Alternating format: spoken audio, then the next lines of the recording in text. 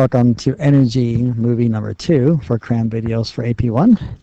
Physics, that is. We're looking at the conservation of energy equation here. A reminder that mechanical energy is the sum of all gravitational, elastic potential, and kinetic energies. So in other words, it's a sum of kinetic energies and stored energies or potential energies. Okay, and remember that thermal energy is not considered to be a mechanical energy.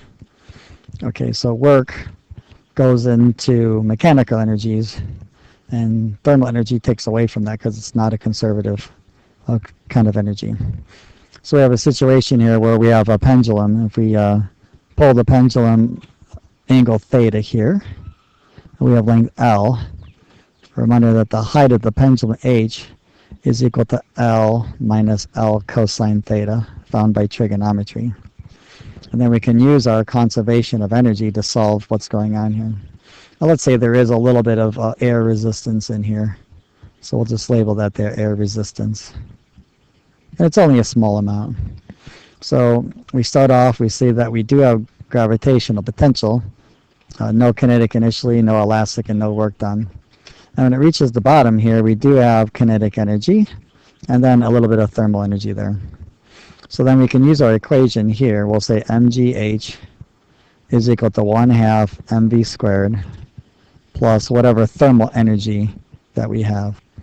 So that's how you can use the conservation energy equation in order to determine something that's unknown.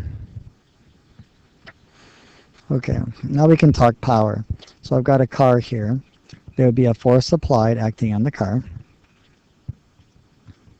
and probably some force of friction going against it. So we can deal with the input power, so we'll call it power in. Power in will be the force applied times the distance traveled, so it's our work, okay, divided by time. Okay, the time it takes for us to go that distance there. So this is input power because that's what the engine is actually developing. If I want to do the actual power output, then I would do force net multiplied by distance divided by time, because force net would be causing the actual observed acceleration in this instance here.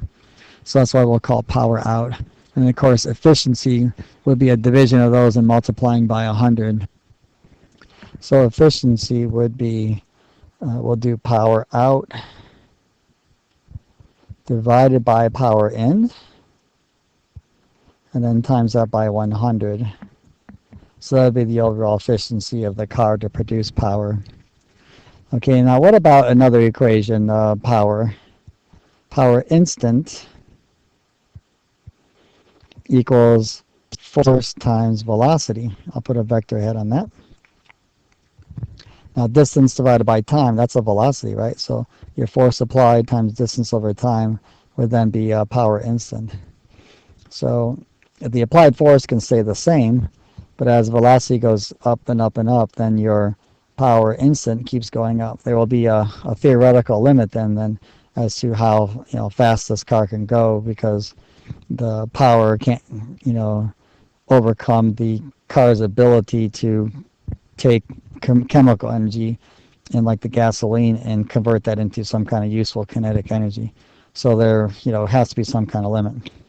So really these power ins and power outs down here are average powers. So I'll put a little average bar on top of those, and we'll put those average on top of those.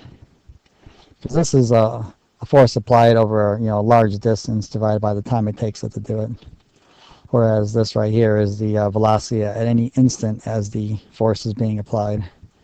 So again, and the way I translate that, this velocity, as it goes faster and faster, your force times your distance over time keeps growing and growing and growing, and then your instant power should have some kind of limit to it.